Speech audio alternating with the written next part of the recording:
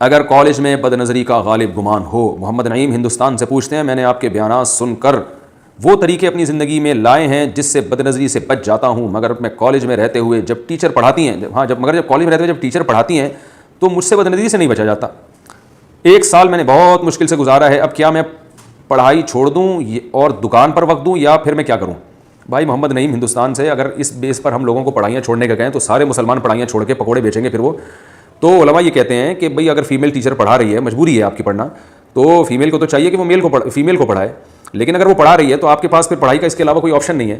تو آپ حتی الامکان نظر کی حفاظت کریں. اور اگر ٹیچر پہ نظر پڑ بھی جاتی ہے، کیونکہ پوری کلاس میں منہ نیچے کر کے بیٹھنا یہ بھی ممکن نہیں ہے، تو نظر پڑ بھی جاتی ہے تو دل کو کم از کم برے خیالات سے محفوظ رکھیں. اس ٹیچر کو آپ اپنی والدہ کی جگہ سمجھیں یا بہن کی جگہ سمجھیں یا انٹی سمجھیں آپ ان کو، اور کبھی کبھار ان سے محبت میں انٹی ان کو کہہ بھی دیا کریں.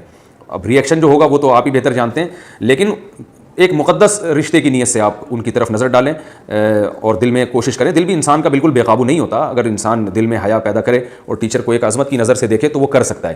مجبوری کے حکام اور ہوتے ہیں، میں نے بتایا عام حکم تو یہی ہے کہ جائز نہیں ہے، لیکن ظاہر ہے اب مجبوری ہے. اسی طرح جو علماء ہیں وہ کہتے ہیں کہ جو اب ظاہر ہے جو لوگ دکان پہ بیٹھے ہوئے ہیں تو کسٹمر میں لیڈیز بھی بہت زیادہ ہوتی ہیں خریداری کرنے کے لیے.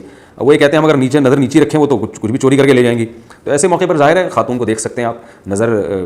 نیت آپ کی بری نہیں ہونی چاہیے، نیت آپ کی جو ہے وہ اس کو صاف رکھیں آپ اپنے دل کو. ایسا ٹھرکی بننا کہ جس عورت پہ بھی نظر ڈالو بری نیت سے ڈالو، یہ تو ویسے بھی غیر اخلاقی حرکت ہے.